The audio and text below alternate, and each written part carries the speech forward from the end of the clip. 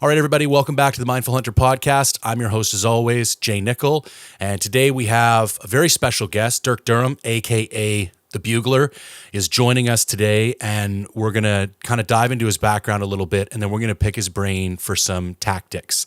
I will do my best to get to all the questions that everybody posted on Instagram, but I'm not going to make any promises because I want to respect Dirk's time, and you guys kind of flooded me, so we'll do the best we can. I kind of said it already, but thank you again, Dirk, for making the time. I really appreciate it. Absolutely, my pleasure to be on here. Okay, so let's back it up a little bit. Did you come from a hunting family? Yeah, yep. My dad, he moved to Idaho right after World War II. He was a Marine, and he served in the Pacific Theater during World War II. And when he got out, he moved to the city. His sister, he grew up in Southern Illinois, and his sister had moved to the West Coast, moved to California, and was married and had some kids. And he, as soon as he got out of the war, then he lived there for a little bit, and he couldn't stand all the people. Right, he needed some solace. He needed to get away and to a quiet place after seeing everything that the war had to offer, all the bad stuff. So he had some family that moved to Idaho, and he's like, man, that sounds like a great place for me to go. So him and one of his brothers, they packed up, moved to Idaho, and started raising a family. Fast forward a few years, met my mom and had some kids, and along I came. But when he first moved to Idaho, he said it was crazy because they didn't have a lot of elk around the town he lived in, but there was a lot of bears and a lot of whitetails. He said you would see bears crossing the road like you'd see white-tailed deer. He said it was crazy. There was more bears than people, and lots of deer, but it would be like pretty uncommon to see an elk in the agricultural country around the town that I grew up in. But then fast forward, several years, by the time I was old enough to hunt, there was a lot of elk around the countryside. But his hunting, it took him to the backcountry of Idaho, back before there were a lot of roads to access a lot of it. So there was a few crappy roads you could take your truck and unload some horses and go in for a week or two or three to hunt elk. And back then they didn't hunt for horns; they hunted for meat, right? And shooting cows was legal. And they're like, if anybody shot a bull in the group, they were mad at him. Like, what were you thinking? What did you shoot a bull for? Wow. They eat terrible. You should shoot a cow. And he always used to tell me that, because cows were fair game for archery. He's just like, why don't you get a real nice cow instead of one of them old stinky bulls? But I just never really had a lot of opportunity on cows. But anyhow, so that was his, his elk hunting in Idaho. And fast forward to where I'm born and able to hunt, and things had changed dramatically. All those places where he used to go in the backcountry, he kind of got beat up by a lot of people hunting, outfitters and everything. So he just kind of got disenfranchised with it a little bit. And he just like, if I can't do it like I used to, I'm not really that interested. So he kind of got out of it. And he supported me and my love for the outdoors and him and my mom both. So I for some reason, when I was a little kid, we were watching some TV shows, and I think there might have been some old Gordon Eastman stuff. And I watched these old shows of these guys hunting sheep and hunting moose, and there was even some elk hunts on there. And I was just like, man, that's what I want to do when I grow up. I want to go hunting all the time. So my mom laughed. She's like, well, you can't really do that. Little did she know. You can't be a hunter for a living. So anyway, I always felt like I had kind of a natural calling for hunting. Like even as a kid, before I was able to hunt, man, in the fall, I don't know if there's some other people out there that get like this little weird twinge down deep inside. It's like, man, I need to be hunting. Even before I could have a license, I felt like I needed to be out in the woods doing something like hunting. And then I finally was able to get my license, and I hunted deer for the most part for the first few years, from 12 to 15 years old, and and I had a pretty good experience at 14 years old. I was sitting at a water hole waiting for a bear to come in. I thought, oh, I'm going to get a bear because I'd been seeing tracks around there, and I hear the brush popping and stuff, and I think, all right, here comes my bear, and out pops two cows and a raghorn bull, and I'm just like, wow, and I'm like 30 yards from the water, and they walk up and play around, splash around in the water, and I'm just thinking to myself, man, if I had a bow right now, I could totally kill these elk, one of them at least, for sure. Probably that bull even. So they moved on, and finally my dad, he came and picked me up, and I said, all right, first thing we got to do, we got to get home. I have a bow. I said, but we got to go to town and we got to buy some arrows. I got to get some with broadheads, and we got to get this and we got to get that. And he's just like, whoa, slow down. You're not going to be one of them damn bow hunters. He's like, you can't kill an elk with a bow. He's like, you can. I know people have done it. He's like, no, you can't. You're not doing that. And he's like, I'm not buying any arrows.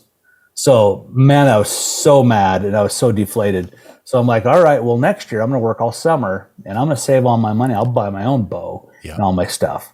So, and that's exactly what I did. I went to work working for farmers, putting up hay in the summertime, that whole next summer, and made enough money to buy a bow, all the stuff, arrows, broadheads, some camo and everything. And my dad's like, wow, I see you're kind of into this. I'll tell you what, if you kill a bull with that bow, I'll reimburse you the money that you spent on it. So I'm like, all right, that's a deal. Well, in his mind, he's like, I'm never going to have to pay this dumb kid. Yeah. Safe in bet. my mind, I'm like, you might as well write the check. I'm gonna kill an elk. So fast forward to the third day of season, and my brother-in-law, now, we were best friends back then. So he was my best friend back then. He's my brother-in-law now, but my best friend Randy and I started bow hunting together that year, and he got in trouble. He was my mode of operation. He could take me hunting because he had a driver's license. I didn't have a driver's license yet. Okay. So he got in trouble with his old man. He'd been mouthing off or something. His old man grounded him and he couldn't go. And I'm like, Mom, could you take me out? And she's like, yeah. So she took me out hunting, and she just kind of dropped me off. But that morning she waited. And I'd kind of been doing that for years with my mom. She'd take me out deer hunting and drop me off somewhere and leave me till dark, and then she'd pick me up. But anyway, she waited that morning, and there was some elk in this field, and I got up in the timber and I started calling, and the bull started responding, and before you know it, I had that bull at 15 yards and I shot him, and he ran off about 100 yards and piled up.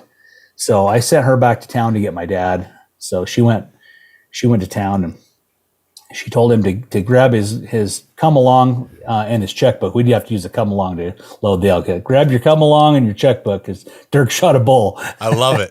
Yeah, he couldn't believe it. And that was the first one in my family to bow hunt. So that was pretty different and pretty cool experience for our family. Man, it's just wild how times change. If you think of dropping your kid off at the edge of the bush now and just waiting for him to come, like it just wouldn't happen anymore. And just how opinions and perspectives, archery clearly being the predominant method of take for elk now. Oh yeah. And it wasn't even really a thing back then, and the preference for cows over bulls. And it wasn't that long ago, if you think about it in the scheme of things. Yeah. It wasn't that long ago. Bow hunting wasn't that cool back then. It was just kind of a small niche of people that would do it. And success rates are pretty low. I don't know that success rates have even grown since then too much. I mean, even with all the modern technology we have, I don't know that the success rates have really grown that much over the years. Well, you hear archery is about 10%. Is that like, that was always my understanding if you averaged it across everybody, which seems to be for me, like just hanging out and talking with the people that I do. It's about 1 in 10 guys that go on a hunt that bring one home. There's those. And what's that other statistic? And I know this is probably just some BS math, but like 90% of the elk get taken by 10% of the guys or something. Like there's always those guys that get year after year, but then that's definitely not the experience for everybody. Right. Right.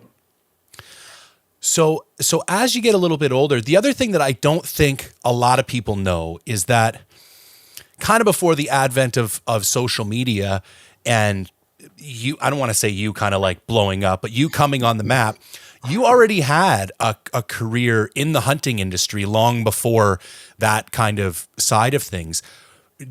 Was that always your plan to get a job in the hunting industry, or were you in another career first and then segued over? Like, how did that whole thing take place? Yeah, I you would think, oh, I'd love to have a job in the hunting industry, but for me, it wasn't a realistic goal to have. I was just a working stiff blue collar guy that, I made my money through my sweat of my brow and the and the ache of my back, right? So, Yeah. I spent 18 years working for a company in the tire business, so, Okay. 10 of that was in management. And then after that, I'd had enough of that. So I changed jobs and I worked for a local company in Orofino, Idaho. There was a scope company, Night Force Scope Optics. Yep. And worked for those guys for 9.5 years, and great job, great bunch of people I worked with there, great people. And but little by little, I just kind of dabbled in the outdoor stuff, and I always, social media, I always just share my experiences and my pictures, and I figure, if people like it, they'll like it or comment, and if they don't, they'll move on. And which is kind of still the way it kind of goes for me. I just kind of like to do it how I like to do it, and if you don't like it, that's okay. I'm just sharing my experiences and what I love. But so I just kind of happenstance got into the outdoor industry. I started competing in elk calling for, I think in 1996 was the first year. No, 94. 94 was the first year I competed at the Rocky Mountain Elk Foundation elk calling contest. And I competed a lot of years. I lost a lot more times than I ever won, but I won several times in my category, just in the men's amateur division. So what's the difference between the amateur and the pro division in elk calling? I've always been curious about that. So the pro division, if you are affiliated with a call company, like have a sponsorship or something. Okay. Right. Or you're a pro staffer, or if you work in their booth and demonstrate calls, you have to be in the professional division. Okay. If you don't do that kind of thing, you can be in the amateur division. Okay. So a buddy of mine that got me into it, then him and I decided, it's like, well, we don't want to compete against each other. We both want to win. Yeah. So his dad owned a calling company, and he's like, well, I'll just go in the pros and you go in the amateur, and we can both win. So we did that for a lot of years. And that worked out pretty good. And then later on, him and I started an elk hunting magazine. Okay. I was always a big magazine aficionado, and I was always frustrated. Like, most magazines were all a bunch of ads. Yep. Very little nuts and bolts inside. Like you'd have some big clickbaity or catchphrasey thing on the front of the magazine that said, 7 ways to tag your bull or whatever. But when you read it, it was just kind of fluff. There wasn't nothing really good as far as tactics goes. So it was always kind of a letdown. So I'm like, we should start an elk hunting magazine. So we built this elk hunting magazine from scratch. It was called Extreme Elk Magazine, or Extreme Elk, magazine. And we did that for about 3 or 4 years. And then as digital stuff became more popular, you could kind of see the way things were going. Yeah. So we actually sold to one of our competitors, and they bought us out, and then we moved on to do it to other things. But so that was fun doing the magazine business. So just you don't know what you don't know until you do something, right? So there's a lot to it. Now, I know you came first on my radar from, lots of the videos that you had up there with Corey and stuff like that. Yep. And then there seemed to be a bit of a transition. You did some hunting with the Born and Raised guys. There's some phenomenal, in fact, I have a Macho Man question coming up for you later. I just thought that was some great content. How did the transition over to Phelps occur? Because I always thought, at first I was almost a little bit confused by it. I'm like, oh, that's really interesting. Like, Phelps being a fairly recognized caller, at first it was almost like, oh, that's kind of weird that he would bring in somebody who maybe people could see as competition.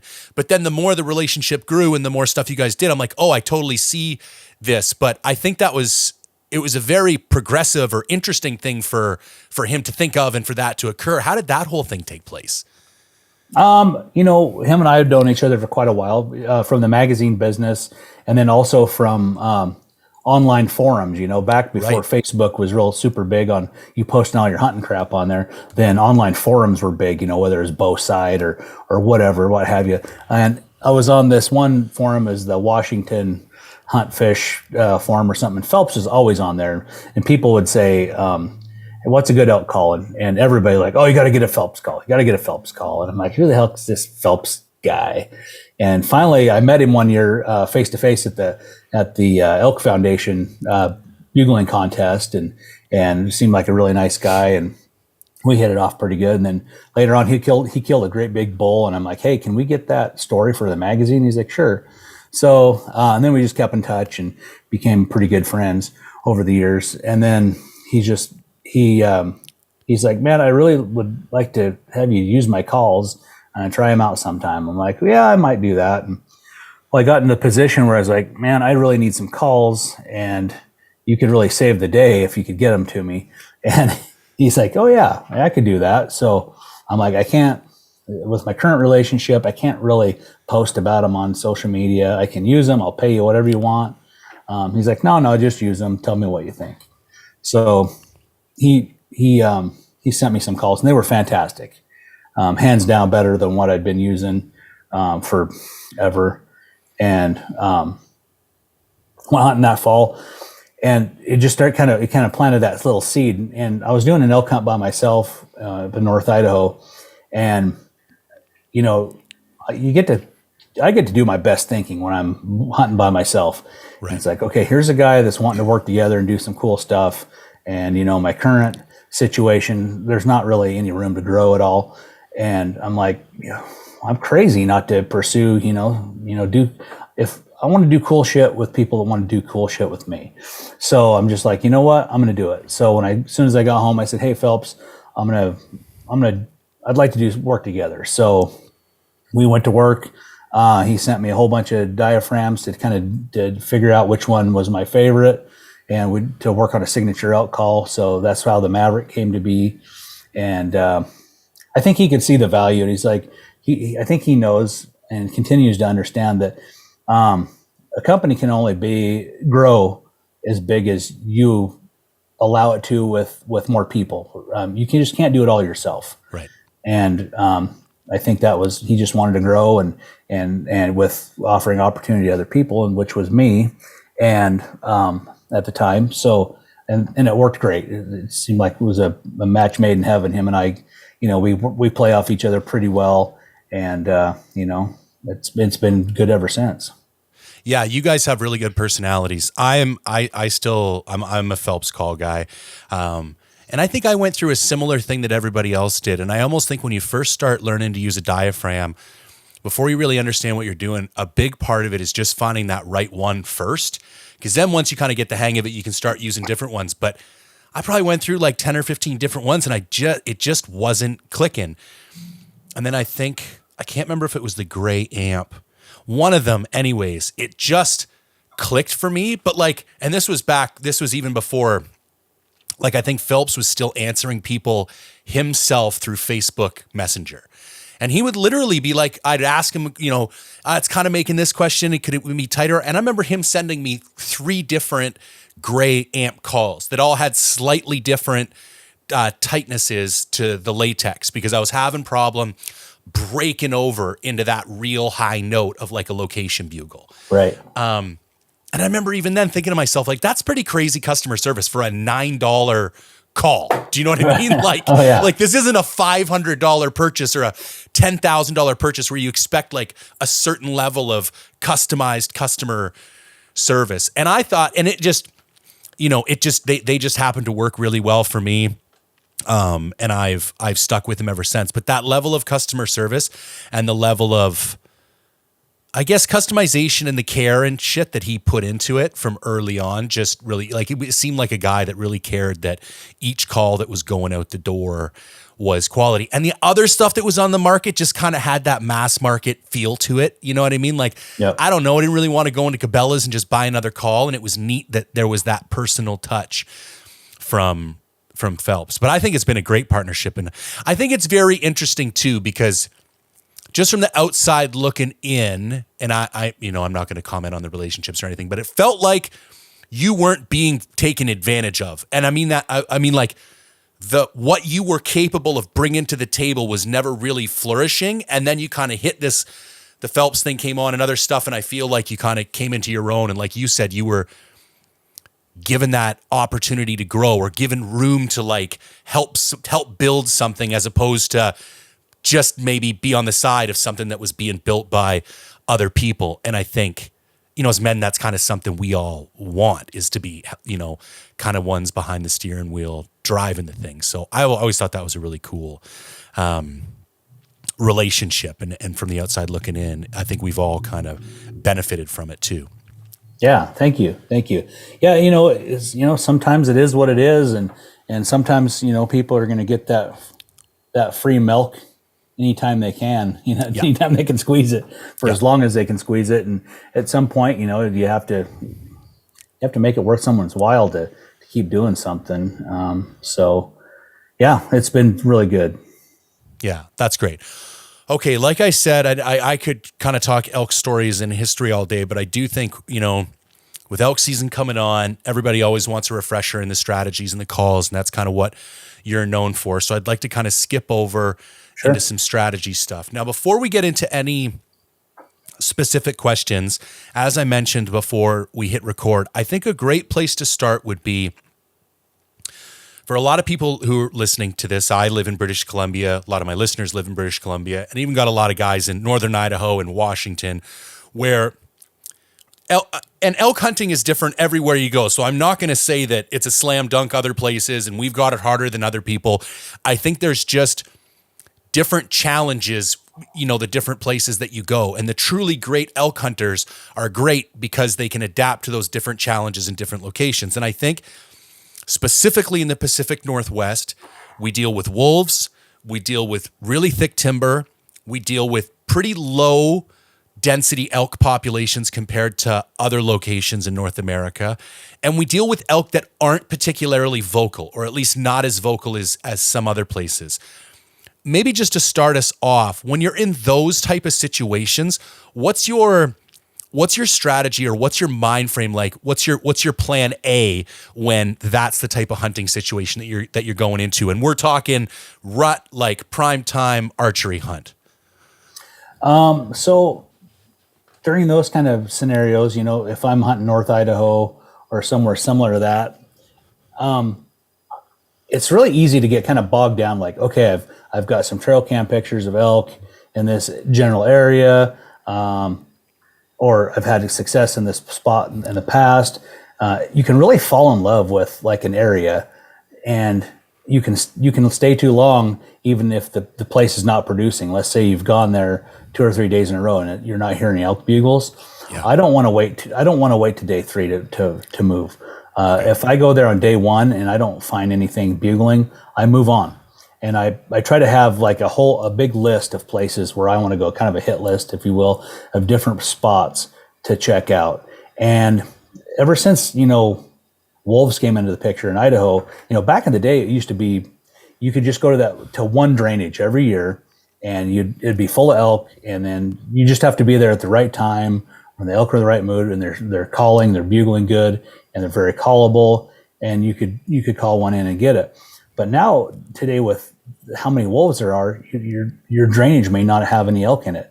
The place I love the dearest on the face of the earth, that place, there's no elk in that area anymore. I got cameras in 3 places in that drainage for the last 3 or 4 years, and there's just no elk in there anymore. The wolves just beat it up pretty bad, and you have a lot of people say, well, it's habitat, there's not enough food, we need more birds. Well, it burned in 2014. There's still no elk in there. So I think, wolves push elk around, or they just kind of they'll run elk out of there for a long time to where you don't want to get hung up on your spot. So if I don't find elk in my spot, I'm going to go somewhere else, and I may drive 50 miles. I may completely relocate to a different part of the unit to find those elk. I don't get hung up and stand in one spot too long. I'm going to continue to move until I find bulls that are going to bugle, which depending on the country. So the good part about Idaho and the bad part is there's a lot of roads in a lot of areas. Right. So that's good because you can get it throughout the unit, move throughout the unit pretty quickly and relocate. Other places in Idaho, it's very remote and rugged, and there's just not a lot of access. You're going to either hike on a trail or bushwhack, and you just can't cover as much country in those kind of places. So that's like, I would never bivvy hunt most of these places in North Idaho, just because you could waste a lot of time packing a 50-pound pack around through the brush and never find any elk. Right. Just because the wolves have beat them up. So I like to stay mobile and not get hung up in one spot. You just nailed my first few years of BC elk hunting.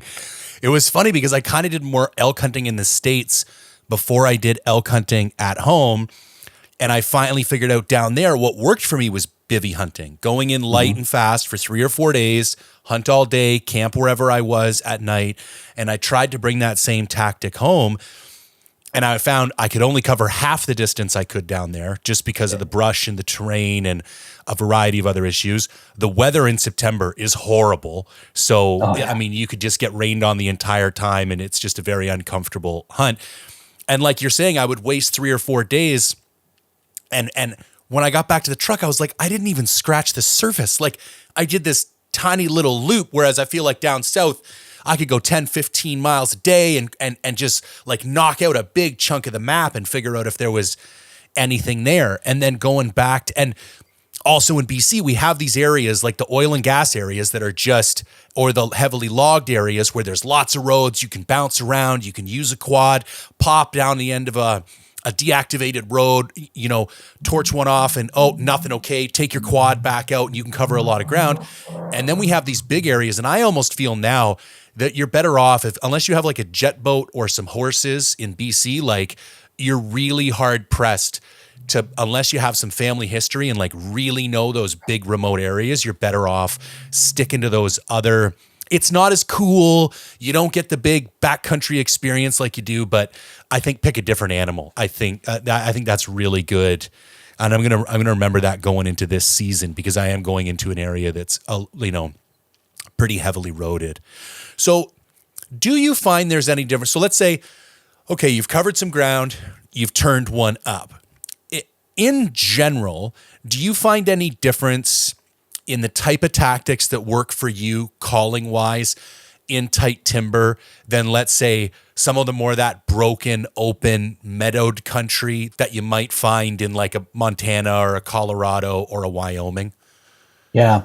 So the thick cover, it really lends itself to aggressive tactics because the elk just cannot see you. You can't see them, and they can't see you until sometimes you're like 5 yards away.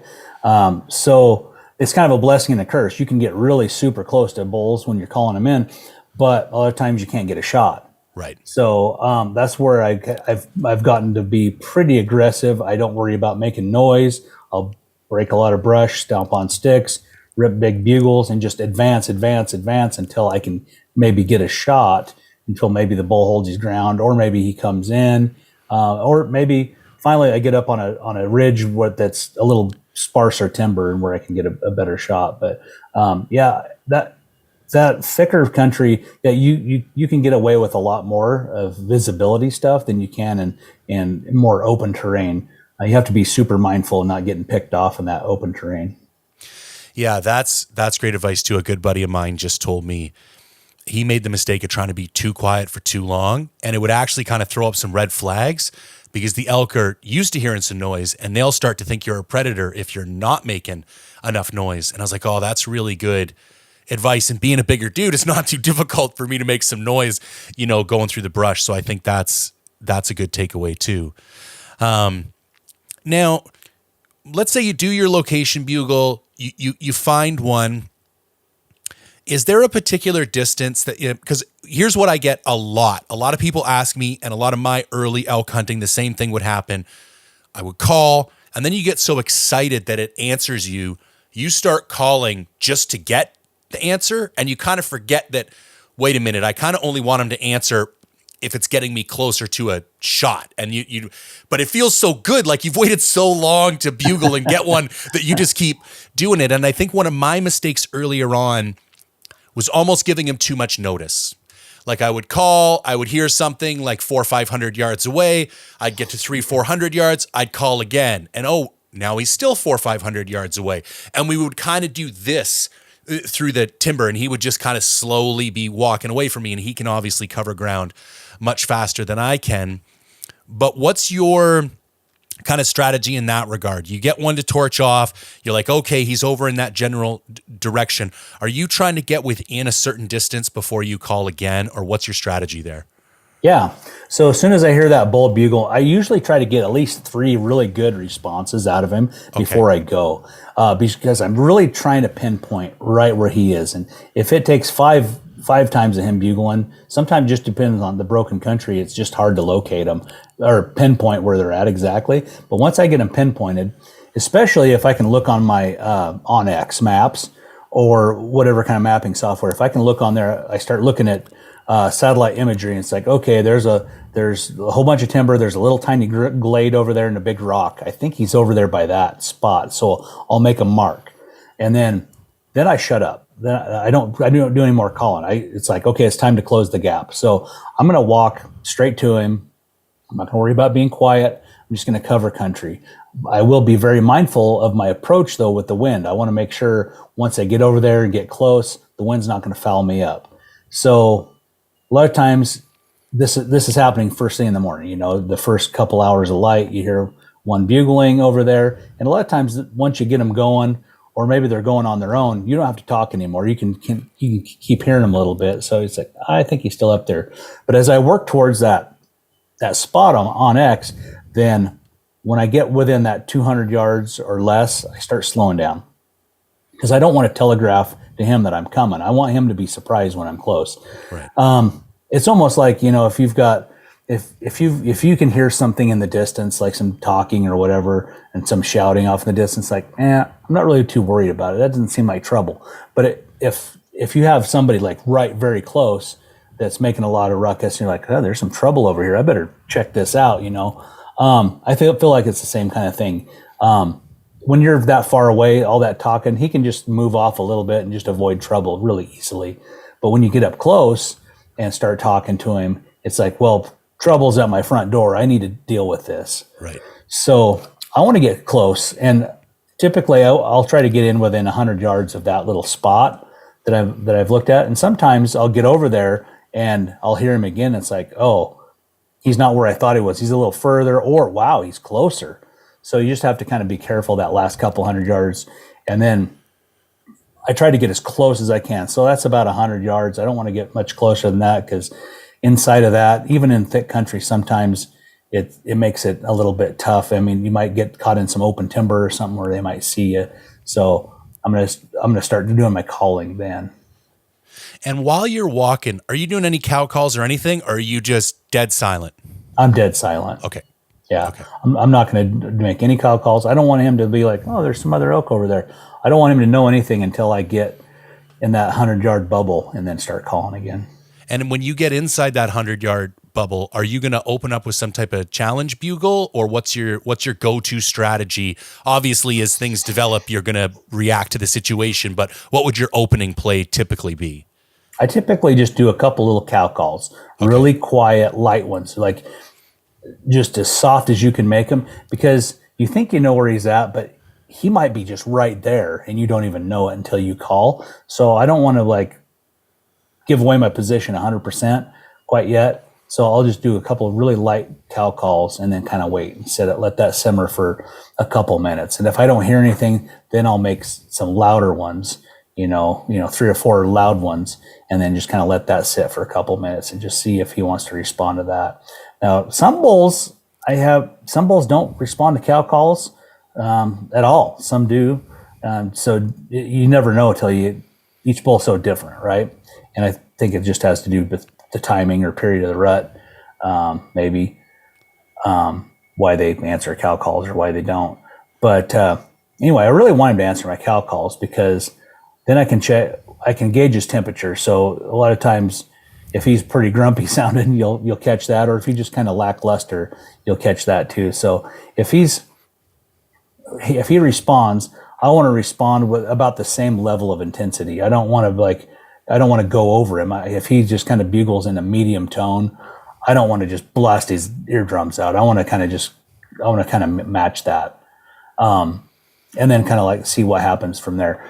But and typically what'll happen is he'll answer again. And I've had it happen where like you bugle once and you can hear him get out of his bed and just start popping timber and just coming right to you. Other times, after a couple times I've bugled, they'll come halfway and then they'll rub their horns. They'll rub and then I'll rub. We'll both rake back and forth. And every time he bugles, I'll bugle. I'll cut him off. At that point, once he's getting kind of worked up, then when he escalates his voice, I'll escalate my voice. And especially once he starts raking, every time he rakes and then he bugles, I'll cut him off and do the same. And a lot of times that's just what it takes to push their buttons. It may take a couple little exchanges like that. It may take 5 or 6. But if it's like going really good and hot and heavy for a little bit, and then it kind of starts tapering off, like he's kind of losing interest, at that point, you probably don't have a lot of time to, he's kind of starting to lose interest. It's like you made all this ruckus and you haven't shown yourself yet. So that's about the time that he starts thinking about leaving. It's like, man, I thought you were a threat, but now you're not. So that's usually as things start winding down a little bit, I'll get pretty aggressive and I'll move in close. I'll kind of move in closer. I'll break all the brush I can and I'll rip a big bugle. And then just walk right at him. If he's in the brush 50 yards away and I can't see him and he can't see me, I'll walk to 25 as long as he can't see me. I'll just keep walking up and up and bugling. And man, sometimes that's just what it takes. It's like, oh, they hear you coming. It's like, well, I'm going to see this bull now. So a lot of times they'll come out of their little hidey hole, and a lot of times it's broadside. They'll present themselves broadside because they want to look big. They want to show off and look big and like, all right, you can size me up, I'll size you up. I'm pretty big, and you'll get that shot if there's not too much brush. Right. Yeah, that's super helpful, man. Okay, I don't want to stick on the Pacific Northwest for everybody forever because I do have some questions about some other areas. Before I move on to the Instagram questions, are there any other tips or tactics or like lessons learned from thick brush that you think would be beneficial? One of the biggest takeaways, like when I first started hunting the backcountry mountains of Idaho, and there's lots of brush, you can really get yourself into trouble by picking the wrong line when you're navigating the forest, right? Right. We have a lot of tag alders. I don't know if you guys have those too. Probably do. But those tag alders, when I was younger, I'm like, oh, I can just push through these, and there's probably an elk trail here. I'll just follow it through. But man, every time I get in the middle of one of those tag alders, a lot of times, especially if I had a bull bugling, you just get pinned down in there, and I wasted a lot of time. So I found if I just go above them or below them, usually above them is better because the further down, they usually grow in pretty damp places, and the further down you go below them, you're usually going to get to like something that's a little bit wet, so it's going to get thicker and swampier. So I try to go above them if I can, and I try not to set up and do any calling to where I have to call bulls through the tag alders. I want to get on the other side of those tag alders before I start doing my calling, because there's a lot of them in North Idaho, and I'm sure there's a lot of up there too. So I always try to pick my battles, make sure I get around those tag alders before I start calling. And also I look, like on my setups, I always look for blowdowns. So if I'm looking and I think, well, that bull, he's going to come right up here, and I'd have a shot, except there's a windfall blowdown tree, and there's a bunch of branches sticking up, I will not make a peep. I will not set up behind a windfall whatsoever. I don't know how many times bulls, I think they use them to their advantage. kind of a part of a chess game they play with other bulls. Like if they put a big windfall in between him and another bull, that offers a little bit of protection, I think. So I want to make sure I get on the other side of that. That way I don't have any obstructed shots. I want to make sure I get on the other side of those windfalls. That's a great tip. I'll add one as well, because I think a lot of people, so I was a forestry engineer for 15 years, so laid out cut blocks for the forestry companies. My job was just walking around in the timber, mostly old growth in northern BC. And when you look at your Onyx and you see the big sea of green, a lot of people thinks it's going to be generic. Walking through it is all going to be the same. But if you look at it, you'll see that there's different shades of the green, and normally there'll be different grain. And one of the things I would recommend to people is that when you're walking through some particularly challenging brush, look down at your Onyx and take a mental note of what that color of green is and what the grain looks like. And you start to build a little mental catalog that, like, oh, the dark stuff with the thick grain is easy to walk through, and the light green stuff with the really tight grain is harder to walk through. And a lot of times in the bush, the quickest distance between two places is not in a straight line. And I think we can, with some of the technology we have at our disposal today, we can really take it, walking the contours instead of walking through ravines, and walking around deadfall sections. And you start to be able to read the terrain and know that right on the edge, that whole thing is going to be covered with windfall, because the wind has a tendency to come up and over there. So that would be a tip I would add too for people trying to make time through thick brush, is try and build a little mental map of the type of how things look on the map that are easy to walk through and how things look on the map that are hard to walk through, and then try and plot your course kind of through those areas. Yeah, absolutely. And if you look at Google Earth enough, get Google Earth Pro, and if you spend enough time on there, you'll start identifying those nuances and the different colors and textures. And it's like, okay, well, that's just a fern glade, or that's one just completely full of tag alders. You'll be able to start identifying that. And sometimes you'll even see like trails going through the ferns. Right. Yeah, for sure. Okay, over to Instagram. Are there any books you would suggest for elk hunting, scouting, tactics, calling, and anything like that? I don't really have any to recommend. Okay. I did read a book about elk hunting. I've read a couple of them, but back when I first started hunting, I think it was written by Dwight Shue, and it was I don't remember what it was called, about calling elk or something like that. And it's funny because this was written in the 1980s, back when there was hardly anybody out there hunting compared to today. And elk, the book describes all the same things that people experience today. Right. So if you could look up that book somehow, it's probably on Amazon, right? But it explains all the same kind of stuff that we face today as modern hunters. Elk hanging up, and they're doing a certain thing, and the kind of equipment. There's some basics in there that's pretty good for people who are just learning. Perfect. How far do elk go when they get bumped?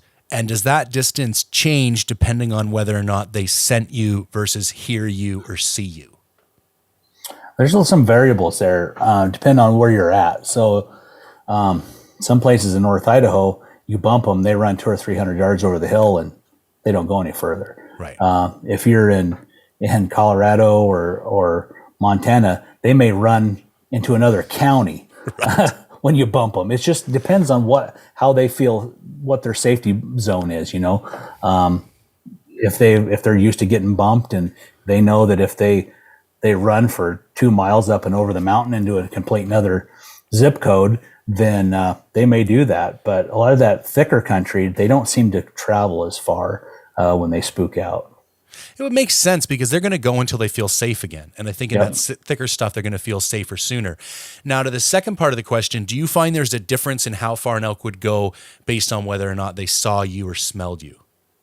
So if they just kind of see you sometimes and they didn't smell you, and maybe they just caught a little bit of you. If you're walking right out in the middle of a meadow or something and they see you, yeah, they're probably going to spook hard. But if they just catch a little bit of movement in the timber and they pick you off and they're like, hey, what's that? And they run off, they're probably not going to go too far. They may run a couple hundred yards, and then they're going to look around, and then they'll ease back down. same with, if they scent you. I've been kind of doing a thing the last few years to where if, because I'd always believed or thought the same thought of when you bust some elk through scent, the game is completely over. Like, you might as well turn around and walk off. But being committed down into some of these nasty hellholes, then a bull wins us. I'll just sit down and I'll quit calling right there and quit and just not make any more sound. And maybe I might even move out of that scent line that we were standing in. Let's say the bull was over here, he spooked off. I'll maybe move over to where if for some reason he comes back, he maybe not be able to smell us anymore. And I'll sit down for maybe an hour. That's a good time to take a break, hydrate, eat some food, stretch your legs out, take your pack off, cool off a little bit. And I've sat there for an hour, not made any noise or two. And then all of a sudden that bull starts bugling again. He'll bugle once and he'll bugle again. He's like, "Hey, where are you?" And I don't think the bull thought the guy bugling was a hunter. I think he thought he was having a conversation with another bull and a dude walked up. Right. That's my thoughts. And I don't think that's perfect in every scenario, but in the scenarios I've had play out in the last 3 or 4 years, I feel like they just think, that was a guy that walked up, and if you be quiet and maybe let the wind get steady and you just sit there for a while, a lot of times within an hour or so, that bull starts bugling again, and it's like almost like game on, and then we can go again. Now I haven't called one and killed one after that, after being winded like that, but I got really close last year, so. I'm going to keep doing it, I think, because you're already invested, you're already in there. Don't throw in the towel. I think people throw in the towel way too quick on everything. They get punched in the gut a little bit, elk hunting, and they're just like, heck with it. We'll go to a new spot, or we'll go back to camp and cook a cheeseburger. That makes sense. That makes a lot of sense. Kind of off topic of hunting. Do you miss the small community living from North Idaho? I do. We got a traffic light. I could throw a baseball and hit it. I have grocery store. We have, we got a doctor. We've got Walgreens. We got everything. Our bank. We have everything within a block or so from us. Now, before, we'd have to drive 25 minutes into town to do that. So I miss the small town living a lot. And I miss how green North Idaho is. I'm a North Idaho boy, so I like all the green and the big timber and stuff. It doesn't look like that here. It's dry. There's sagebrush, the foothills. You can see the foothills, and for some people who didn't ever have any kind of hills in their life, they probably move here and think it's beautiful. But so I guess it's a different kind of pretty. But my kind of pretty is the green trees up north, and I miss all the quiet. It's just I miss that a lot, but. Sometimes you sacrifice a thing or two to make everybody happy in your life. We got both of our kids down here close by, so it's better for them to be, or better for us to be close to them. And I don't think we worry about them as much, being that we're closer to them. Yeah, man, kids are important. Do you still have a place like a cabin or a cottage or something up in northern Idaho? No, we sold out. We sold everything and moved down here. Okay. And dang it, I wish we'd have kept it. But that's what helped make the move easier and doable back then, Sure. So. Yeah. Tips for bulls that are highly pressured and don't bugle in the daylight. My immediate response, my gut response is go find other elk to hunt. Right. Like I'm not going to waste time on elk that don't bugle. And if they don't bugle, okay, maybe you're okay with that. Maybe you're going to have to figure out a different way to hunt them. You're going to have to spot and stalk. You're going to have to, maybe if they're not talking in the daytime, if you can't turn them up, they won't be I'm going to go somewhere else. And what I've found sometimes is if you go and leave them for a day or two, you can go back in a couple days and maybe you found them in a different mood. Maybe whatever been messing with them, whether it's wolves or maybe it's people, maybe that's kind of stopped and they've had a couple days to relax and bam, now they're bugling in the daytime. I feel like sometimes people are just like, oh, there's too many people and the elk aren't bugling in the daytime, but it could just be the timing of that bull's, things going on in the rut, that we don't even know anything about. I've had bulls just screaming their heads off one day, and the very next day go there. You would swear there would never been an elk there. Yeah. You can hike every bit of that canyon and not even turn up hardly any sign. And the night before there were 6 bulls there just losing their minds. It's so weird. So don't get disheartened if they're just not. For me, if they're not talking, I keep moving. I would go to somewhere else and try to find some that will. So this next question kind of parlays into that one. And I think you touched on this a little bit earlier when we were talking about the timbered areas. But when you're hunting a new area and the only opportunity you've had is to e-scout, so it's country you've never actually put boots on the ground in, do you plan to truck camp or do you backpack in?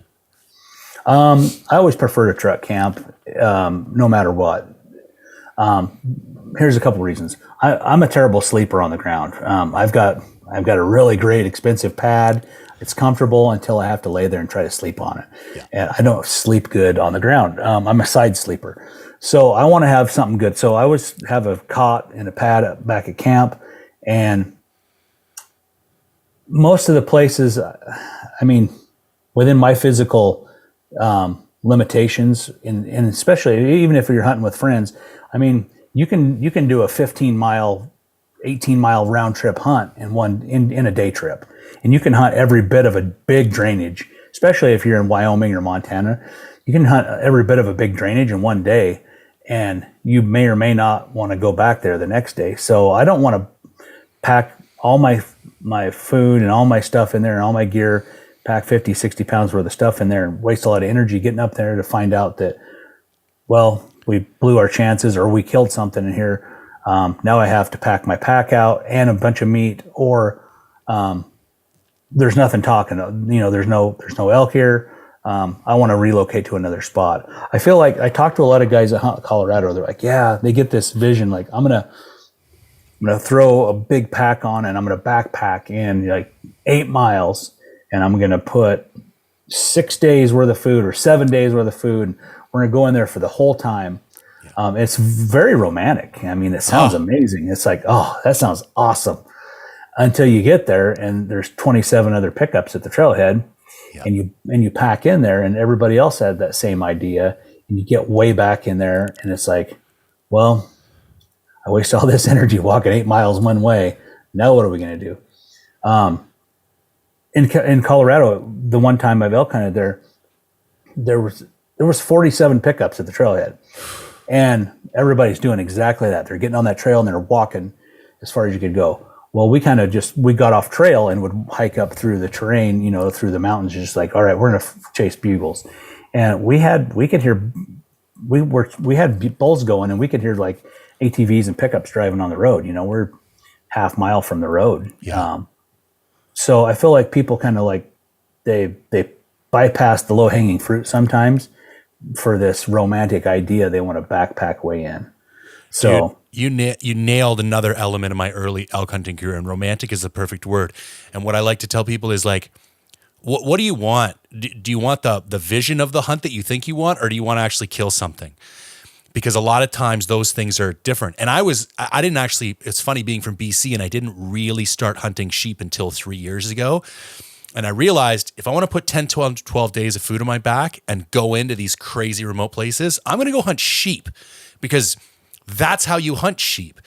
Elk, I've learned, that is not, unless you've got horses or a jet boat or some other, a float plane, like something that's going to get you into some place where you're eliminating that pressure and you're getting into fresh country with fresh animals, just backpacking in for long stays. I've had decent luck bivvy hunting because I still get to cover that ground, but I never put more than 3 or 4 days on my back because just like you said, you're putting all your eggs in one basket. My first hunt in Wyoming, I went in this place for 10 days and I did end up seeing one bull, but like I just wasted the whole hunt because I had this vision in my head of what I wanted the hunt to be. And so I didn't like appreciate the reality of what the hunt had to be in that particular area. Right. My favorite thought is, okay, I'm going to day hunt until I find a place that's worthy of me going back with a Yes. backpack load of 3 or 4 days of food and going back in. And once I find one of those kind of places, I would absolutely get my pack loaded up and go back in there and stay a few days, just because there's enough ground, there's enough elk in here that I can hunt this strategically for 2 or 3 days without blowing them all out, or maybe killing one the first day and then have to pack all that crap back out. Yeah, no, I think that's really good advice. I'm going to reword this. So I've already burned an hour of your time. Are we good for a few more minutes to get through? Yeah, absolutely. Okay, yeah, sure. Awesome. Thanks, Dirk. Appreciate it. So this guy's question is in regards to point creep, and he's like, what's a good number? And I think a better question is, do you play the point game, and do you have any advice or specific tactics you use in that regard in different states? I've got a whole bunch of points in Arizona. I got 15 points in Arizona, I think. But I just been been buying points every year instead of applying for the tag, because once I get enough points to draw, I want to be able to dedicate my whole season to that tag, because that's going to be like a once in a lifetime type of trip. So I'm gonna focus on that, but I'm still a ways out from getting that. So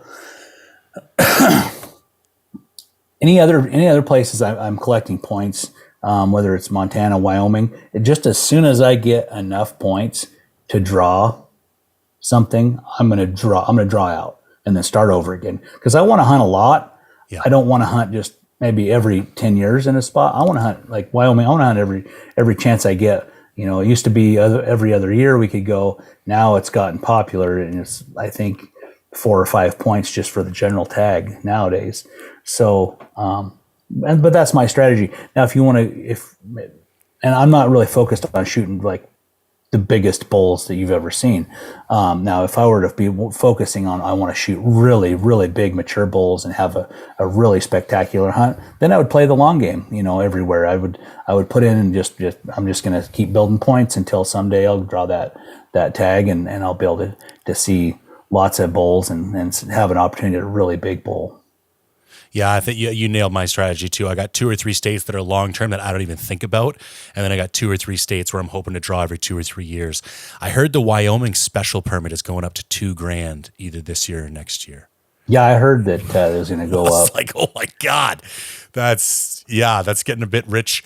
You're getting close to like landowner tag prices. You know what I mean? Like, oh yeah, that's an investment. That's a lot, man. Like, I know I can do a guided coos deer hunt in Arizona for $3,500, and it's like, wow, yeah. And you got it. Yeah, that's an expensive tag.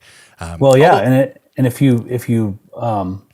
you're buying a license every year, and some of these places like Oregon, Washington, you're buying, not only you have to buy a hunting license, then you buy your point or whatever, but that adds up. If you're applying for 6-10 years and then you finally draw it and you have to throw a big price tag on top of it, that's a lot of money. Yeah, it really is. And this might be an impossible question to answer, but what's your favorite state to hunt? I love the nostalgia hunting Idaho. Yeah. It's definitely not the best state. I especially North Idaho. I'd highly discourage anybody from doing it because it's going to suck. But I like it because I know the places to go and it's got the nostalgia of it. But I love Wyoming a lot too. Yeah. I've hunted there quite a bit, and I wish I could hunt there more. But I think that's probably my favorite.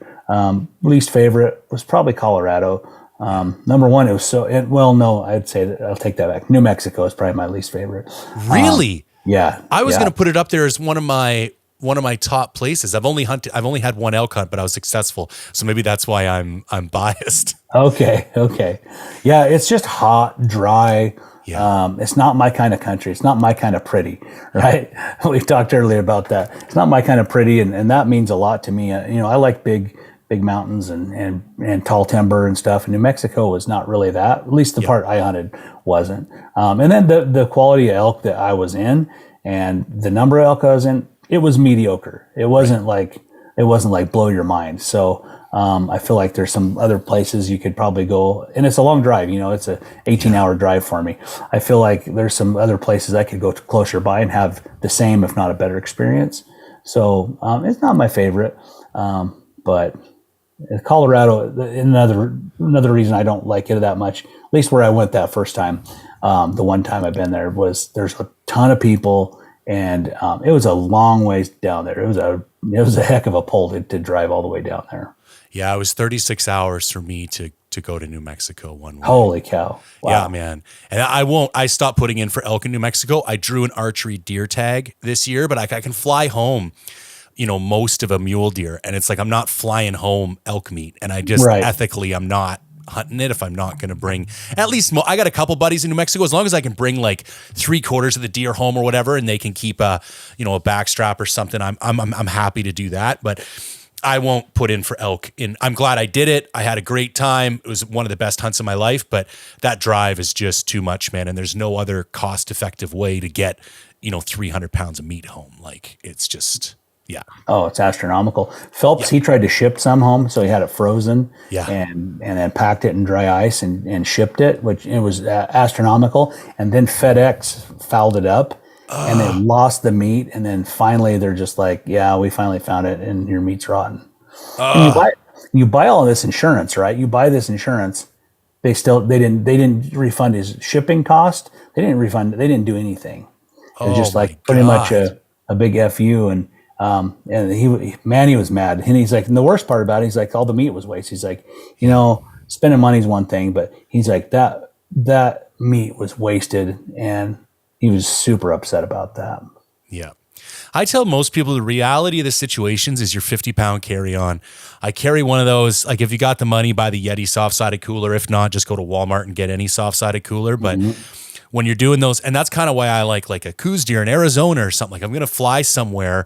It's not that big of an animal, but realistically, bringing home that 50 pounds in your carry-on and leaving the rest with some buddies is probably the most realistic plan you've got to bring meat home from a hunt if you've got to fly to it, because it's just, there's no other real way to get it back other than some crazy drive. Yeah, last year in Kansas, I had 75 pounds of whitetail meat, and I put it inside. I have these. It's kind of like a waterproof bag. It's that dirt bag duffel for Light builds. Yep. So I stuffed that thing completely full of meat, and it was frozen. And then I shoved a whole bunch of as much clothes as in there to take up any empty space and give it some padding, and of course it was November, so it's cold out. So check that bag, and it cost me a little extra because it was oversized, overweight, but it made the trip just fine. The bottom of those planes are as cold, is real cold too. Like, once they get up to elevation, they don't heat those cargo departments. And I'm surprised, like, you can get a good couple days. If you get not just an overnight freeze on it, but a real good freeze on some meat, you'll get a couple days for sure. Oh yeah. Mine was hard as a bullet when I got home. It was, hadn't thought a bit. So no, that's great. Okay. I got to ask, is Macho Man ever going to return to the Elkwoods? Phelps is like, we need to have another bet, make you go hunting in a Macho Man suit. But I don't know. Probably not. That was pretty fun. But that's hilarious. Biggest mistake most elk hunters make? I think they give up too soon, or if it's not they giving up too soon, they play it too safe. You work super hard to find elk. Finally, you've been working hard 3 days or 4 days, and there they are, finally found them. And then, man, I don't want to spook them off. And sometimes it's easy to get in the mindset, I don't want to spook them off, so I'll pussyfoot around a little bit, maybe the edge of the perimeters, and maybe try to call them a little bit. Or it's almost like being a wallflower at the teen dance when you're 14 years old. It's like you got to take that leap of faith, and it's like you got to make something happen. Yeah. I'm a gambler, so I'm gonna, as far as elk goes, I'm gonna gamble. I'm gonna go all in every time I hear a bull bugle, and I'm gonna work super hard and be super strategic to make sure I move at the right times. I go in when the wind's good. If the wind's not good, I will not go. That's when I put on the brakes. I wait. I don't make any final approaches, and I try to stack all those kind of odds in my favor. If the elk is in a bad place, let's say it's open country, and it's just like he's bedded or they're hanging out in somewhere that's way too open, I'm not even going to call to him. I'll wait until he gets in the right spot. So it's okay to kind of slow things down and assess and watch. But as soon as maybe they go and bed in a little pocket or something, it's like, okay, now I can get over there and get super close and then start calling where they just have to move a little bit to see me. I'll do those kind of scenarios, but I feel like people sometimes they just don't take their shot, right? They don't. Right. They wait on the wings and they're like, I don't want to mess this up, and opportunity will sometimes slip them by. Or they have a bull that comes in and bugles a while, and then he kind of loses interest and kind of moves away. And once they kind of move away after they've lost interest, I feel like it's really hard to get that bull to ever come back. They may not even talk to you anymore. It's like a weird thing. I think they think, you're a wimp. You're not worth my time. And they've deemed you a coward or something at that point. They're out. So you have to kind of like sometimes just take a risk and take a chance that get a little aggressive. Don't get reckless, but get aggressive at the right time and make it happen. Excellent. Do you have any different strategies calling wise for the different parts of the rut, like pre-rut, peak rut, post-rut, or are you kind of going with the same opener regardless of the time of year, and then respond based on how they react? I kind of run the same track all the way through September. Whether it's the first part or the last part. I will say the first part of September. Let's say September 1 on the opener ish. Then I will probably give less cow calls. I'll probably give less attention to cow calls and more attention to bugles. I found it just that early season like that, the bulls will oftentimes not respond as well to cow calls. Then it's like, we know things aren't happening yet. We haven't smelled that smell yet. So they're not super interested, but they're still kind of territorial. So if you start bugling around and they're like, hey, who's that new guy? They may not get super mad, but they may want to come in and check you out. You get within inside their bubble and start calling, start bugling. A lot of times they'll just come in and check you out. You don't hear that really nasty, like aggressive scream bugle. You may not hear that. You may think, he's not that fired up, but here he comes. I think it's more out of curiosity just to see who the new guy is. Whereas later in the rut, it's more, they'll come in with a lot more aggressive bugling, and they'll also respond to cow calls better. So I always say elk calling, to me, elk calling is an experiment. Because now that I just said all that, there has been times on September 1st, there's bulls chasing cows everywhere and they're answering cow calls. So you just have to be able to pivot, right? So whatever the elk are responding to, that's kind of what I want to go with. So maybe they're not responding to bugles at all. Maybe they just love cow calls. I'm going to kill the bugles and just cow call for them. What's your preferred archery setup? Like, what are you running this year? What do you like for broadheads, arrows, etc.? I like a bow. I don't want to have an 80-pound bow. I don't want a 70-pound bow. I want to have a bow that I can pull back and I can hold for as long as I need to. So that's a 65 to 60-pound bow. My arrows are about 455, depending on which broadhead setup I'm going to go with. I think if I run Black Eagle arrows.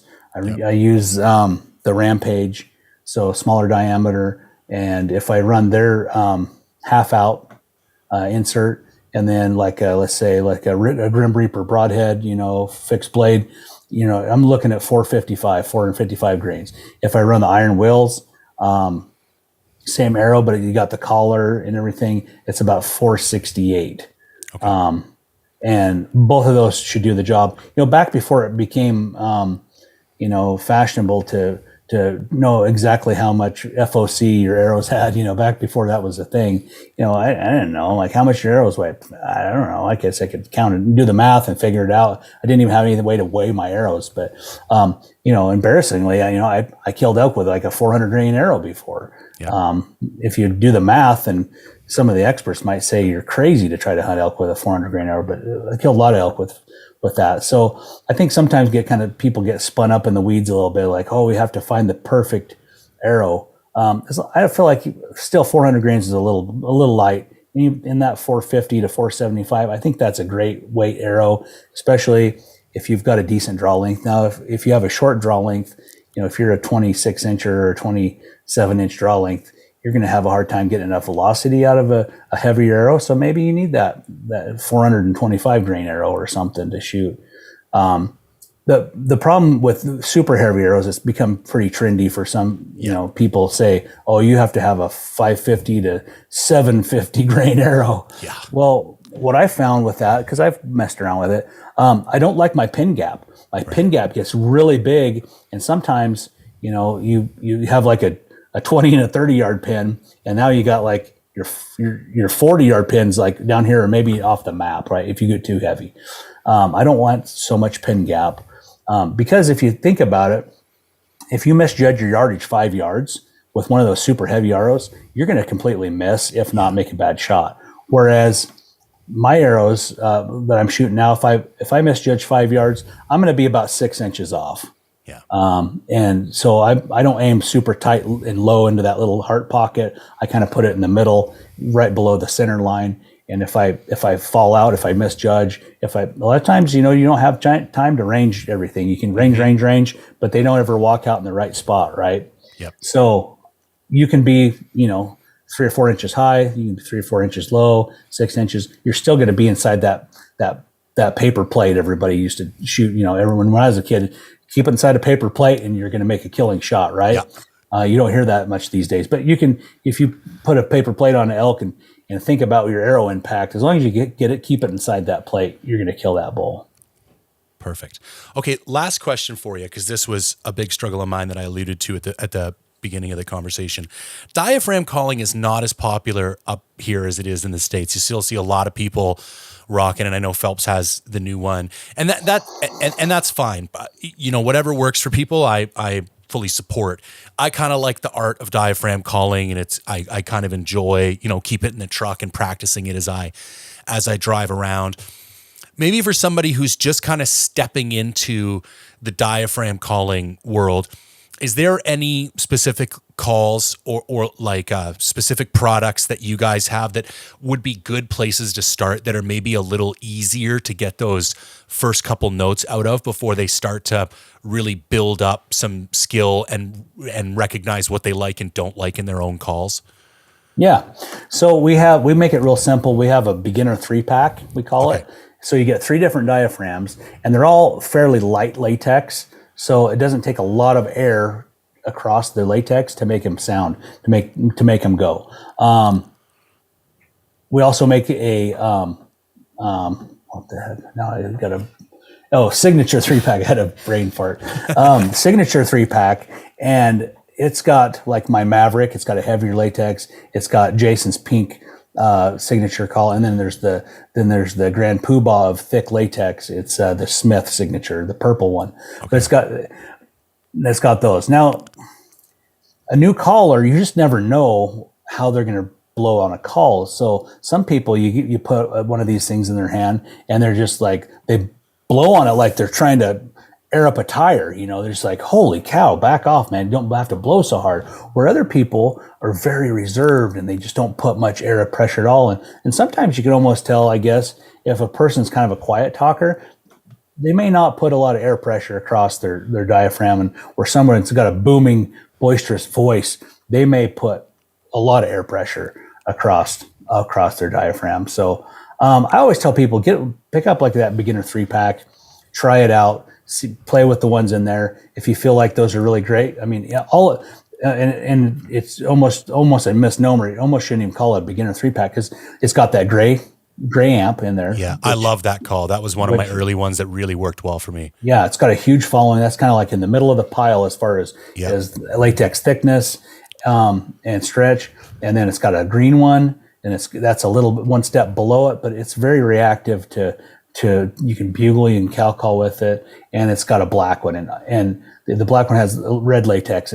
All of them are really good, and they can do everything. Just each one's going to have some nuances that you may or may not like better than the next one.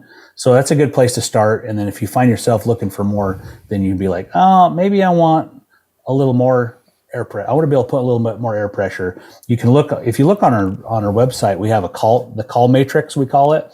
and it kind of shows where each call sits as far as how much air pressure and level of difficulty and how hard it is to blow. So it's like you can like see it's like, well, I do like the black one or maybe the gray one, but I want a little bit more out of my call. Well, you can look on there and it's like, oh, well, maybe I want to try Jason's pink signature call, or maybe I want to try one of these others. You just never know until people start using them to find the perfect one for them. What's crazy, like my Maverick, when we came out with it, I thought the only people that are going to like this call are experienced callers who are very aggressive and blow their calls really hard. But I found like there's a lot of brand new callers that like it. I think because in their mind you have to blow super hard, and they put a lot of air across it, and it doesn't like fizzle out or distort when you put a lot of air across it. So you never know that. I've seen some little girls. There's a little girl I know that blows this thing almost as good as me. So you just never can tell what kind of person is going to want what kind of call. So experiment with your calls a little bit. Just because Uncle Joe likes this one doesn't necessarily mean it's going to work for you. And one thing too is like mouth shape. People have different mouth shape. Like they have a narrow palate or maybe a deep palate. So if you have a really super narrow palate, there's one thing you can do. You can take this and you can trim a little bit off the edges, like maybe 1/8 of an inch off each side, and make the tape a little narrower. Yep. And see it and check the fit on that. Or maybe that doesn't feel like it's too big, but maybe you have a lot of air escaping and it's not sealing right. So you take a pair of scissors and you make a little notch right here, and you make a little notch right here. You can almost, a lot of times, if you put it in, get it wet, put it in and push it in your mouth and pull it out real quick, you can kind of see a wrinkle in those 100%. places. I know exactly what you're talking about. Yep. If you take your scissors and like you're notching a tag and cut that wrinkle out, Yeah. cut it all the way to the little metal frame here on both sides, like you're notching a tag, put it back in, that thing's going to seal way better.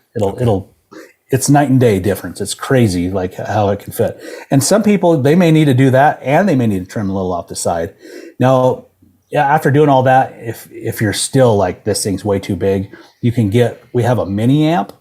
So it looks just like a big one, but small. It's just tiny. It's got a tiny frame and a tiny tape cut. So for folks that have a narrow palate, and it's not always, I've seen guys that are 6'4" have a narrow palate, and I've seen kids and ladies that need it. I've seen kids and ladies that have a full size palate. So you just never know. Right.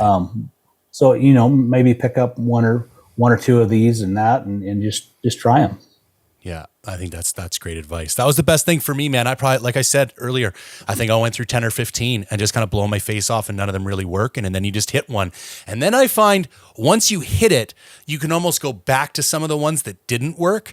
And now that you have that like muscle memory of how to make it, then you can start experimenting with other ones, but not getting too hung up. Like if it doesn't work, just keep cycling through some. You will find one. I gave the pink, Phelps's pink, to my 7-year-old daughter in the truck the other day, and she's doing little mews like right out of the gate. And I'm like, it would blow your mind how many full-grown men are smashing their heads against a wall right now because the first time you put a diaphragm in your mouth. And you can see the things hanging out the sides, and it wasn't the cleanest noise, but she got it. And then as soon as she got it, she could do it again and again and again, because you start to understand where that tongue's got to be and how far it's got to be back on the roof of your mouth. And you get that feeling, and then you can replicate it on other calls. Yeah. Kids pick that stuff up quick, Yeah. They're super experimental. Kids, they'll put one of those diaphragms in their mouth, and within 5 minutes, they've pissed off everybody in the house because they're making all sorts of weird noises, but they're testing all the boundaries of what you can do with that, the high notes, the low notes. They're experimenting with the call. They probably don't even realize it, but as adults, we don't usually do that because it's like, I don't want to feel weird or don't want to make everybody mad. But sometimes you just got to kind of play around with things and just kind of see the limitations on what the call will do. And I think the best advice I have for people for practice, like throw them in your truck. I keep a couple, and they're not the brand new ones. Like they might be the ones I use because the sun's going to kind of beat them up and stuff. But when I'm just driving around and shut the music off and there's no one else in there, so I don't got to worry about bugging my wife. I don't got to worry about sounding like an idiot and being embarrassed. And, if you're going to bugle, put the windows down a little bit or you'll blow your eardrums out. But I think that's a great way to practice.